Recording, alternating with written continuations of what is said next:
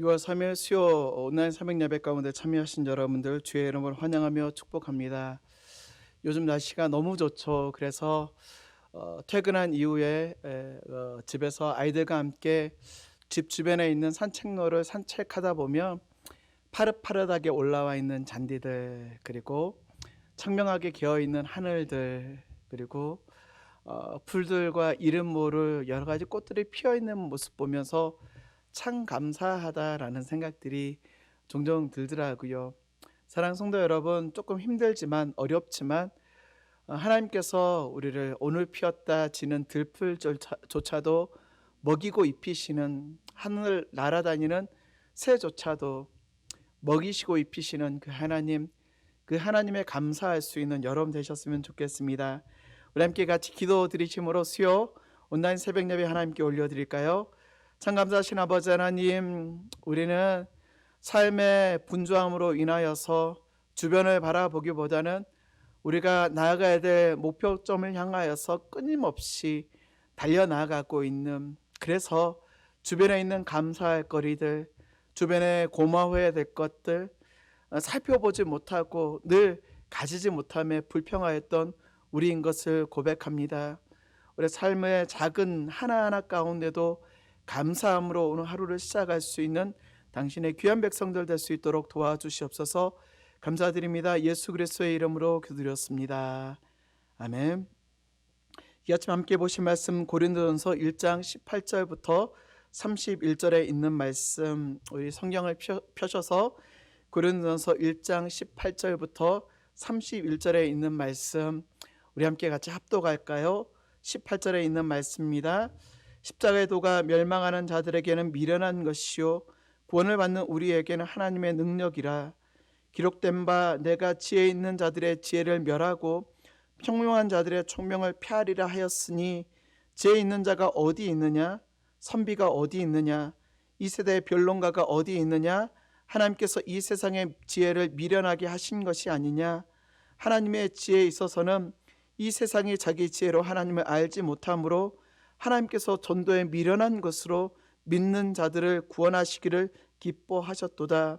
유대인은 표적을 구하고 헬라인은 지혜를 찾으나 우리는 십자가에 못 박힌 그리스도를 전하니 유대인에게는 거리끼는 것이요 이방인에게는 미련한 것이로되 오직 부르심을 받은 자들에게는 유대인이나 헬라인이나 그리스도는 하나님의 능력이요 하나님의 지혜니라. 하나님의 어리석음이 사람보다 지혜롭고 하나님의 약하심이 사람보다 강하니라. 형제들아 너희를 부르심을 보라. 육체를 따라 지혜로운 자가 많지 아니하며 능한 자가 많지 아니하며 문벌 좋은 자가 많지 아니하도다. 그러나 하나님께서 세상에 미련한 것들을 택하사 지혜 있는 자들을 부끄럽게 하려 하시고 세상에 약한 것들을 택하사 강한 것들을 부끄럽게 하려 하시며 하나님께서 세상에 천한 것들과 멸시받는 것들과 없는 것들을 택하사 있는 것들을 폐하려 하시나니 이는 아무 육체도 하나님 앞에서 자랑하지 못하게 하려 하심이라. 너희는 하나님으로부터 나서 그리스도 예수 안에 있고 예수는 하나님으로부터 나와서 우리에게 지혜와 의로움과 거룩함을 구원함이 되셨으니 기록된 바 자랑하는 자는 주 안에서 자랑하는 함과 같게 하려 함이라. 아멘. 16세기의 성자인 필립 디 네리라는 사람이 있습니다. 이 네리가 어느 날 대학교 교정을 걷고 있는데 저 반대편에서 한 청년이 걸어오고 있는 것입니다. 그래서 네리가 이 한 청년에게 질문을 합니다. 왜 이 학교에 왔냐고. 그랬더니 이 청년이 나는 법률을 공부하기 위해서 이 학교에 왔습니다. 또 네리가 청년에게 대학 공부를 다 마치면 무엇을 하려고 하십니까? 그러자 청년은 박사학위를 받겠습니다. 네리가 이제는 박사학위를 받으면 무엇을 하시려고 하십니까? 이 청년이 너무나 자신감이 넘치게 아주 어려운 문제를 이 몇 가지를 맡아서 잘 해결함으로 사람들의 명성을 얻고자 합니다. 네리가 또 다시 묻습니다. 그 다음엔 또 어떻게 되겠습니까? 그 후에는 많은 돈을 벌고 부자가 될 것입니다. 부자가 된 이후에는요, 아내를 얻고 자녀를 낳아 행복한 가정을 꾸릴 것입니다. 자, 그 다음에는요. 그 다음에는 우리 자녀들이 자라나가는 걸 보겠죠. 자, 그 다음에는요. 아마 내가 늙어서 죽을 것입니다. 내가 마지막으로 또 물어봅니다. 그 다음에는 어떻게 되겠습니까? 이 젊은 청년은 한동안 말을 잇지 못합니다. 사랑하는 성도 여러분, 만약에 여러분에게 이런 과정을 다 거치고 마지막 죽음 이후에 당신은 어떻게 되겠습니까? 라고 질문한다라면 여러분은 뭐라고 대답하시겠습니까? 성경 우리에게 분명히 말씀하고 있습니다. 히브리서 9장 27절, 한 번 죽는 것은 사람에게 정한 것이요 그 후에는 심판이 있으리니, 예, 반드시 우리 죽음 이후에 심판이 있을 것이다 분명하게 말씀해 주고 있습니다. 마태복음 25장 46절, 믿는 자들에게는 영벌에, 의인들은 영생에 들어가리라. 하나님의 분명한 심판 앞에 서게 될 것이고 천국과 지옥이 우리 앞에 펼쳐져 있을 것이다 분명히 말씀합니다. 그런데 오늘날 많은 사람들은요, 영적 세계를 믿지 않습니다. 천국과 지옥에 대해서 이야기하면 믿지 않는 사람들이 너무나 많이 있어요. 사람이 죽으면 결국은 무로 돌아갈 것이다. 과학이 발달하지 못하였던 신화적인 세계관을 가지고 있는 사람들에게는 먹혀들지 모르겠지만, 과학이 이렇게 발달했는데 영적인 세계가, 영원한 세계가 어디 있냐고, 그렇게 믿고 살면 순진하고 덜 개화된 무식한 사람이라고 이야기합니다. 오늘 성경에 기록되어져 있는 고린도 전서도 마찬가지예요. 고린도는요, 헬라의 최고의 상업 도시요 항구 도시였습니다. 물질적으로 굉장히 번성한 도시였 뿐만 아니라 우상 숭배와 도덕적인 타락이 만연하였던 그런 지역, 그 여파가 세상에 있는 것들 뿐만 아니라 교회 안에도 들어와서 교회도 동일한 문제가 가득 차 있었던, 말도 많고 탈도 많았던 교회가 바로 고린도라는 교회입니다. 우리가 계속 살펴보겠지만 고린도 교회는요, 그 안에 서로 소송하는 문제, 성도가 성도를 고소하고 성도가 서로 이 다툼하며 세상의 법정에 가지고 와서 소송하는 문제가 있습니다. 독신과 결혼의 문제, 우상의 재물을 먹는 문제, 성만찬의 본질과 의미에 대해서 서로 아규하며 성도들 가운데 죽음과 부활의 문제, 정말 많은 문제들 덩어리가 바로 고린도 교회의 모습입니다. 뿐만 아니라 이 고린도라는 지역은요, 헬라 철학이 아주 발전되어져 있는 그런 때였습니다. 그래서 이 헬라 철학의 영향을 받아서 좀 똑똑하다는 사람, 지혜 있다라는 사람들, 요즘으로 이야기하면 지식인들이 자기의 지혜를 자랑했던 터가 바로 이 고린도라는 지역입니다. 당시 철학이 굉장히 발전되었을 때입니다. 지금처럼 발전되지는 못하였지만 과학의 지식도 가지고 있었습니다. 어떤 진리를 깨닫는 것이 과학적인 사실을 통하여 검증되어지고 그 자기의 논리와 자기의 과학적인 경험에 맞지 아니하면 인정하지 않는 때가 바로 당시라는 때입니다. 그런데 여러분, 우리가 살고 있는 모든 것을 과학으로 증명할 수 있나요? 사랑이라는 이 단어 하나, 우리가 아무리 어떤 논리를 가지고 표현할 수 있나요? 우리가 살고 있는 이 시대는 과학의 시대를 살아가고 미래의 시대를 살아가고 하이테크의 시대를 살아가지만 우리가 과학으로 아직 설명되어지지 않는 것들이 훨씬 더 많은 세계가 바로 우리가 살아가고 있는 이 시대입니다. 뿐만 아니라 철학으로는 과학으로 규명되지 않는 세계가 영적인 세계. 왜 예수님께서 명확히 말씀해 주셨는데 믿지 못하는 이유가 무엇일까요? 검증되지 않는 과학적인 사실들, 이론들은 철석같이 믿으면서 성경에 우리의 영적인 세계가 있고 영원한 세계가 있고 천국이 있고 죽음이 있다라는 사실들을 사람들이 믿지 못하는 이유가 무엇일까요? 오늘 20절과 21절에 분명히 말씀해 주고 있습니다. 20절, 죄 있는 자가 어디 있느냐, 선비가 어디 있느냐, 이 세상의 변론가가 어디 있느냐, 하나님께서 이 세상의 죄를 미련하게 하신 것이 아니냐.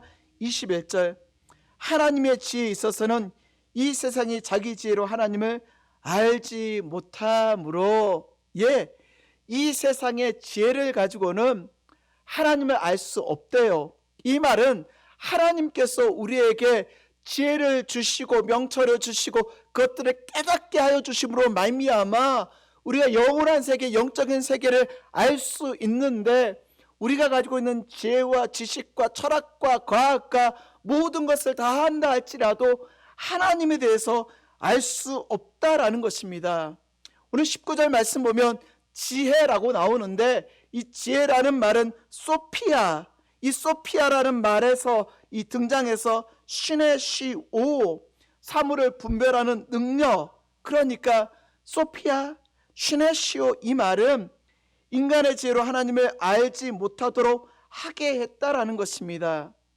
우리가 많은 것을 알고 있지만 차원이 다르다라는 거예요. 우리가 이 땅을 살아가고 있지만 영원한 하늘의 것에 대한 차원, 이 인식할 수 있는 차원이 다르다.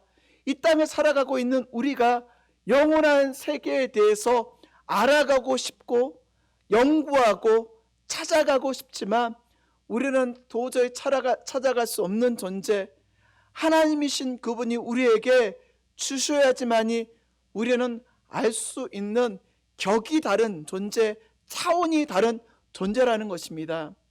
아마 여러분 한 번쯤 들어보셨을 것입니다. 이솝의 우화 가운데 이 하루살이와 메뚜기와 개구리가 서로 대화를 나눕니다. 하루 종일 열심히 놀고 나서 하루살이가 이 개구리와 메뚜기에게 이렇게 이야기합니다. 내일 보자고. 그런데 이 이야기를 들었던 개구리와 메뚜기가 피식 웃습니다. 왜요? 하루살이에게는 내일이라는 게 존재하지 않기 때문에. 이제 메뚜기가 이 개구리와 헤어지면서 이야기합니다. 가을이 지나 이 봄에 만나자라고 하면서 손을 흔듭니다. 그런데 또 개구리가 피식 웃습니다. 왜요? 메뚜기는 봄이 될 때까지 살 수 없는 존재이기 때문에. 내일이 없는 것이 아닙니다. 봄이 없는 것이 아닙니다. 존재의 한계, 인식의 한계. 다시 한번요. 우리의 존재 한계, 인식의 한계가 분명히 존재한다라는 것. 개미는 열심히 일하는 곤충의 표본입니다. 끊임없이 왔다 갔다 하며 흙을 나르는 존재가 바로 개미라는 존재이죠. 근데 개미가 아무리 열심히 부지런히 일을 하고 흙을 물어다 쌓는다 할지라도 아파트는 지을 수 없습니다. 아파트에 대해서 연구할 수 없습니다. 부지런하긴 하지만 차원이 다르고 존재 한계, 인식의 한계가 있기 때문에 우리 인간도 마찬가지입니다. 우리가 아무리 똑똑하다라고 이야기하지만, 우리가 아무리 지혜롭다라고 이야기하지만 영원한 것들에 대해서, 영적인 세계에 대한 존재 한계와 인식의 한계가 우리 앞에 분명히 있다라는 사실, 그렇다면 우리는 그 존재 한계, 인식의 한계 앞에 어떻게 반응해야 되나요? 근데 세상에 있는 사람들은 자신의 존재 한계, 인식의 한계를 인정하지 않으려고 합니다. 미련하게 봅니다. 오늘 23절에 있는 말씀 볼까요? 오늘 23절에 있는 말씀, 우리는 십자가에 못 박힌 그리스도를 전하니 유대인에게는 거리끼는 것이요 이방인에게는 미련한 것이로되.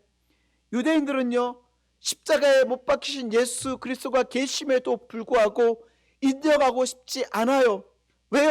인정하게 되어지면 지금까지 자기들이 믿고 왔던 메시아, 기다렸던 메시아, 자기를 로마의 속박에서 구원하여 주실 그 메시아의 모든 사상이 하루아침에 무너져 버리기 때문에 헬라인들에게 미련한 것은요, 자기들이 가지고 있는 지식과 자기들이 소유하고 있는 것들 가운데 모든 인식과 지혜와 자기의 쌓아왔던 모든 것이 한순간에 무너져 버리기 때문에 인정하고 싶지 않다라는 것입니다.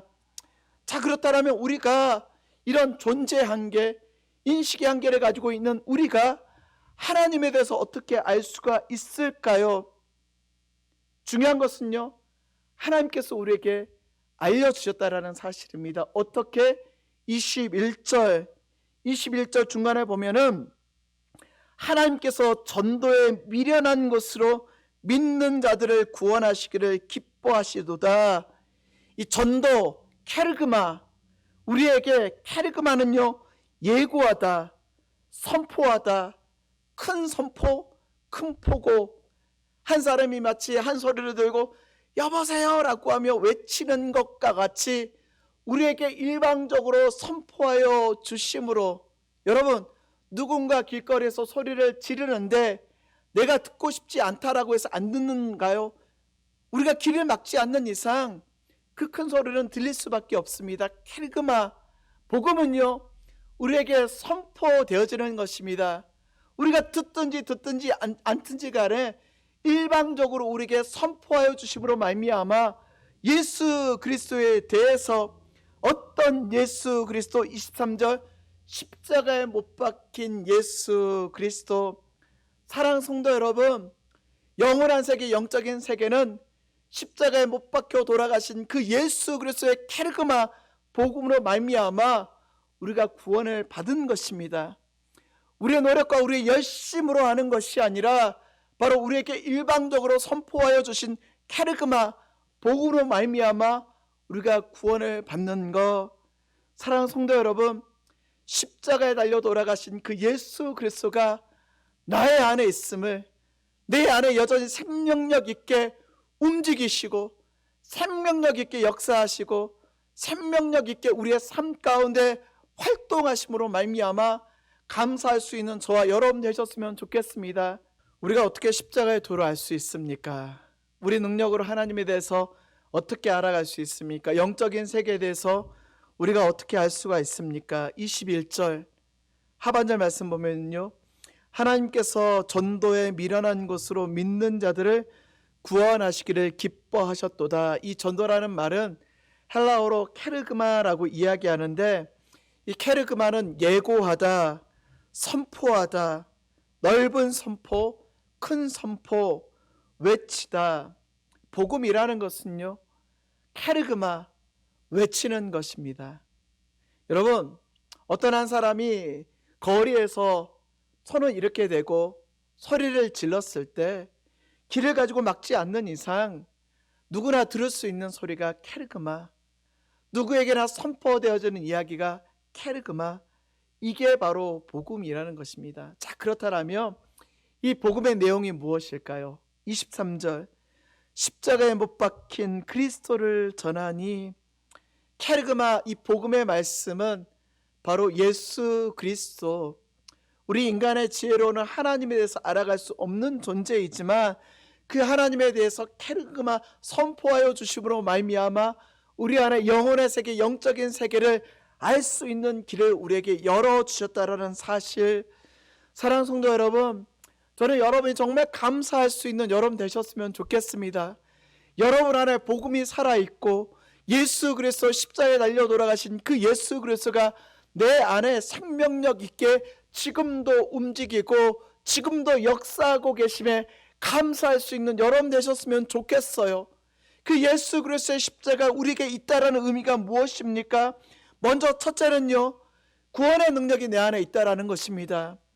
우리 스스로를 구원할 수 없는 존재, 첫 번째 아담의 범죄함으로 말미암아 우리는 영원한 하나님께 나아갈 수 있는 길을 잃어버리고 상실되어져 버렸는데, 이제는 그 예수 그리스도께서 십자가에 달려 돌아가심으로 말미암아 성전의 휘장이 위에서부터 아래까지 갈라짐으로 말미암아 누구든지 하나님 앞에 나아갈 수 있는 구원의 은혜가 우리 앞에 주어졌다라는 사실.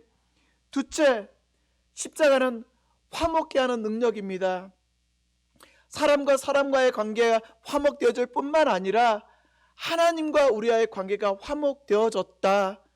하나님 앞에 도저히 나아갈 수 없는, 화평할 수 없는, 막혀져 있는 이 담이 헐어져 버렸으므로 말미암아 우리가 그 하나님께 마음껏 예수 그리스도를 의지함으로 화목해 되어졌다.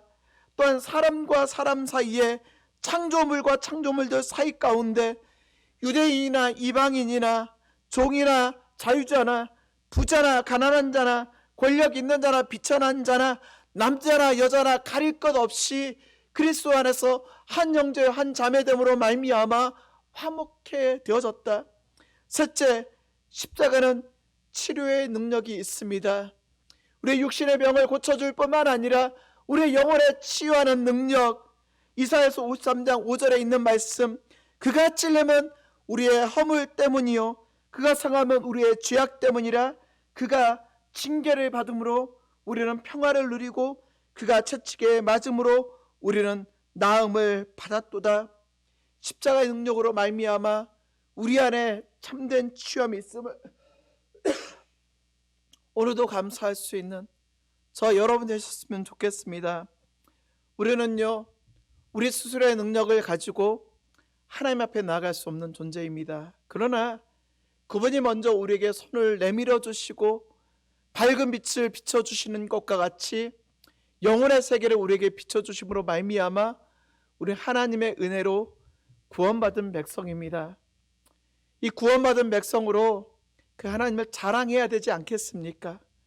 오늘도 구원받은 백성답게 하나님을 자랑하고 하나님을 찬양하고 하나님을 노래할 수 있는 저 여러분 되셨으면 좋겠습니다. 오늘 29절, 이는 아무 육체도 하나님 앞에 자랑하지 못하게 하려 하심이라.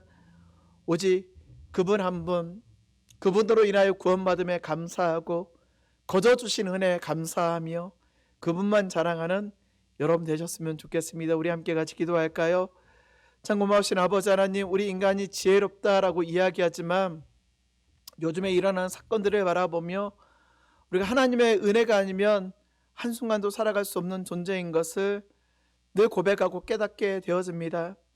하나님께서 우리를 구원하여 주심에 감사하게 하여 주시었고 늘 감격하게 하여 주심으로 말미암아 구원의 기쁨, 십자가의 능력을 오늘도 소유하며 살아가는 당신의 귀한 백성들 될 수 있도록 도와주시옵소서. 십자가의 도는 구원의 능력이 있으며 십자가의 도는 화평케 하는 능력이 있으며 십자가의 도는 치료하는 능력이 있음을 고백하며 하나님 앞에 담대히 나아가는 우리 귀한 백성들 될 수 있도록 도와주시옵소서. 감사드립니다. 이 모든 말씀 예수 그리스도의 이름으로 기도드렸습니다. 아멘. 주님 가르쳐주신 기도로 모든 예배 마치겠습니다. 하늘에 계신 우리 아버지여, 이름이 거룩히 여김을 받으시오며 나라 임하옵시며 뜻이 하늘에서 이룬 것 같이 땅에서도 이루어지이다. 오늘날 우리에게 일용할 양식을 주옵시고 우리가 우리에게 죄진 자를 사하여 준 것 같이 우리 죄를 사하여 주옵시고 우리를 시험에 들게 하지 마옵시고 다만 악에서 구하옵소서. 대개 나라와 권세와 영광이 아버지께 영원히 있사옵나이다. 아멘.